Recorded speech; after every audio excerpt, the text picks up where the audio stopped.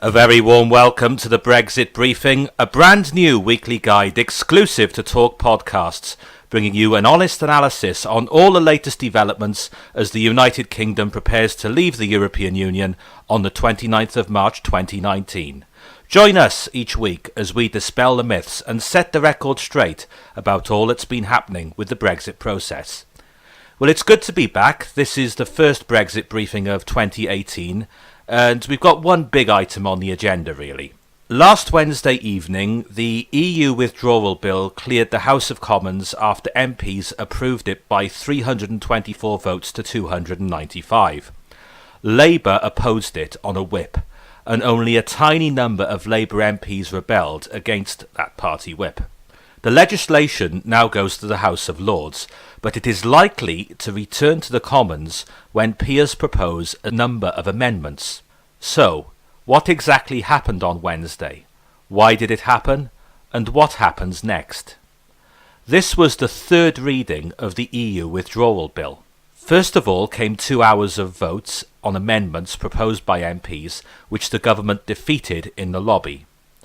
As well as repealing the 1972 European Communities Act, which brought Britain into the EU, or more specifically its predecessor, the EEC, the EU Withdrawal Bill is also designed to transfer all existing Brussels law into UK legislation. The big controversy appeared on the surface anyway to be around the so-called Henry VIII powers. Crucially, all existing EU legislation will be copied across into domestic UK law to ensure a smooth transition on the day after Brexit. This matters because there are believed to be 12,000 EU regulations in force, while Parliament has passed 7,900 statutory instruments implementing EU legislation and 186 acts which incorporate a degree of EU influence. The total body of European law dating back to 1958 is known as the, let me get this right, Acquis Communautaire. It binds all member states and in 2010 was estimated to consist of about 80,000 items, covering everything from workers' rights to environment and trade. As well as regulations, this includes EU treaties, directions, and European Court of Justice rulings. The EU creates new diktats all the time, and the UK will continue to abide by them until it formally leaves in March 2019. So what is the problem? On the surface, it appears that the Labour Party dislikes what are colloquially known as these Henry VIII powers I mentioned a moment ago, after the Statute of Proclamations in 1539. That's where it gets its name from. What this means in the current context is that ministers will be able to make changes to the statute book without going through the usual parliamentary scrutiny process. This all sounds very nasty and undemocratic, but these powers are an absolute necessity and are nothing to be concerned about, provided they are limited and defined. For example, in many instances, there will be a need to amend a bill to take out a reference to an EU body serving as a regulator and replace it with a reference to a UK regulator. It would be a hideous waste of parliamentary time, based on the figures I just gave you, to have to put each and every reference before the House and would clog up parliamentary business completely, something Labour knows full well. Ministers have already taken steps to reassure critics that such measures will be time-limited and will not be used to make policy changes. The government estimates that between 800 and 1,000 measures known as statutory instruments will be required to make sure the process functions properly. So why did Labour MPs do what they did? Why did they behave the way they did? Well, the way I see it, you've got to remember that about 80% of Labour MPs are essentially either Blairites or Brownites, wholly committed to the EU project. Of those Labour MPs, only 4 voted against their party's whip and with the government on this occasion. They are Kate Hoey, Frank Field, John Mann and Graham Stringer. And what I think the Labour Party was particularly going for this time is that there are local elections coming up in London in the next few months, and London voted by some distance to remain in the European Union, and Labour wants to shore up its support base within the London bubble. One other observation I would make in relation to these Henry VIII powers is that if the government abused the use of them in any way, it would be politically suicidal. Labour would wipe the floor with them at the next election if they did that. So if they were to use it to repeal workers' rights or introduce anti-environmental legislation, Labour would trounce them. And don't think the government doesn't know that. And Labour pretending now to be concerned about it doesn't really wash with me. So, what happens next? One thing you can be sure of is that the Lords will not block the bill. And the reason is that would completely destroy their legitimacy. They're not going to do that. I mean, Jacob Rees-Mogg has been muting, saying the Conservatives could create 200 new peers to make sure it gets through. They may create some new peers. It won't be anything like as many as 200. But the Lords will not block it. The game will be a lot more subtle than that. And the real action will start when peers vote on amendments to the bill. There may be a few attempts at what is expected to be an extra long committee stage starting after the February recess, but that'll just be the start of the games. Keep your eye out for reports from normally unexciting groups like the Lords Delegated Powers Committee and the Constitution Committee. They have already criticised the bill, and you can be as good as certain that they'll do so again. I'm recording this podcast on Sunday the 21st of January, and I'm expecting the week ahead to be comparatively quiet. Peers have their second reading debate on Tuesday the 30th of January, and you can expect at least 100 lords and baronesses to put their names down to speak. The debate will extend across 2 days. My figure of 100 might well be a conservative estimate, actually. Most of the serious action will come at the report stage after Easter, and the expectation is that pro-EU peers will load the bill with every booby trap they can come up with. Lords Adonis and Heseltine and many others will be involved in that, you can be sure of it. Peers have been warming up by defeating the government on amendments to the Sanctions and Anti-Money Laundering Bill and the Data Protection Bill just recently. If you doubt their determination to block the Henry VIII powers for ministers, take a look at the speech by Lord Judge, the former Lord Chief Justice of England, who led one of last week's rebellions on the powers given to ministers on money laundering offences. These lords are serious about making life difficult for the government.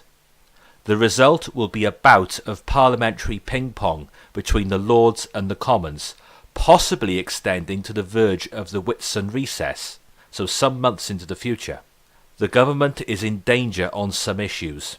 Watch out for the provisions on devolved powers, where Scottish and Welsh Conservative MPs could find themselves in very awkward positions. So the government's majority in the Commons could be in trouble there. Interesting times ahead indeed. Don't forget to check out the other podcasts on the website. The first edition of Talk Motoring with Elliot Spiteri is available right now. Elliot previews the 2021 Baby Mini SUV, McLaren's $1 million Senna hypercar, the Porsche 911 Next Generation, and the Lamborghini Urus. He also looks at the legal implications of contradictory government advice and subsequent tax policy on diesel cars. And coming soon to Talk Podcasts, radio legend Tony Horn with the Dead Good podcast. Tony looks back at the lives of recently deceased people, both famous and not so famous. Those of you who live in the northeast of England will no doubt remember Tony from his long run on the Metro Radio Breakfast Show, and those of you in the northwest may well remember him from the Century FM Breakfast Show.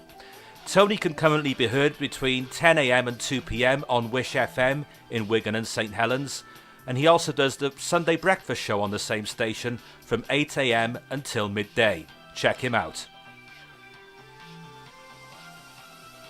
I aim to ensure that the Brexit briefing does roughly what it says on the tin.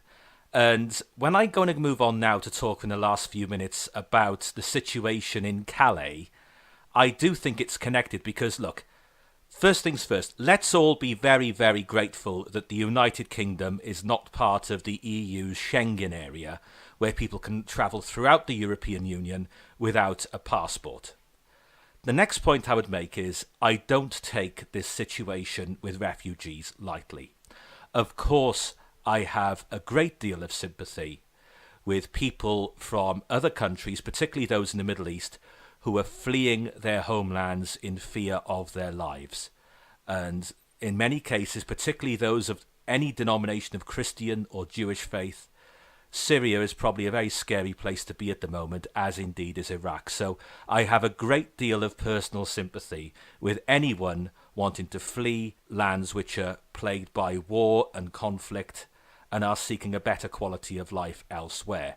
I am also fully aware that a lot of the problems in Syria have been caused by Britain taking sides in a conflict it doesn't really understand. To put it simply, and I haven't heard many mainstream news outlets explain the Syria conflict very well, it's essentially a four-sided conflict between the troops loyal to President Assad, ISIS, the Kurds, and the group we appear to have chosen to back with our military intervention in Syria, the al-Nusra rebels, which if you bother to look into who these people are, they are essentially Al-Qaeda by another name.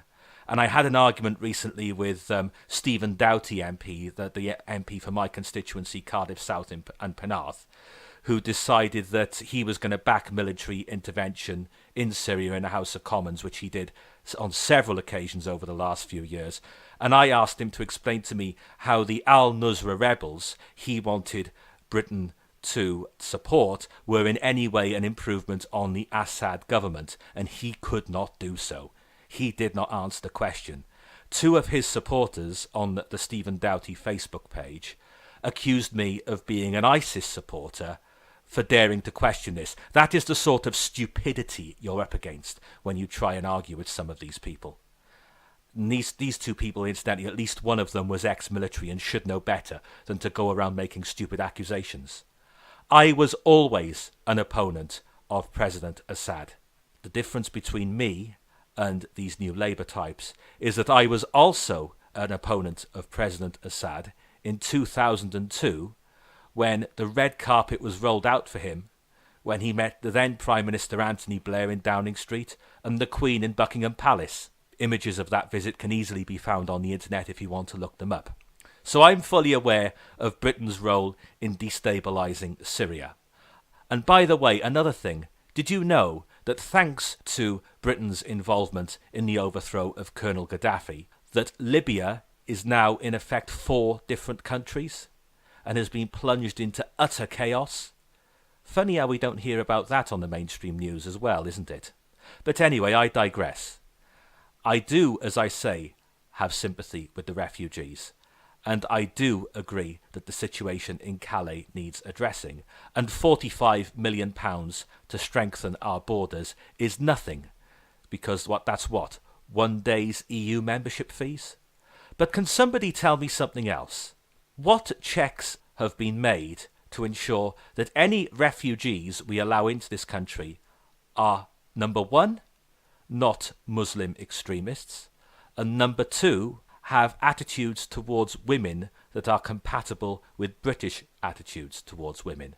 And by that I mean I do not want a repeat of the sex attacks that Germany has seen in Cologne and elsewhere taking place on British shores. I think these are quite reasonable questions to ask, yet I've yet to hear a sensible answer to either of them. And one final thought. Where have all the news reports on the situation in Iran gone? Why have we suddenly stopped hearing about that? I'll leave you to work that one out. Anyway, that's all for this edition of the Brexit Briefing. I've been Marcus Stead. I'd welcome your feedback. Comment on Facebook, on the Facebook page by all means, or email me directly at marcusstead, all one word, at hotmail.co.uk. That's marcusstead at hotmail.co.uk. I'll catch you for another Brexit briefing next week. See ya.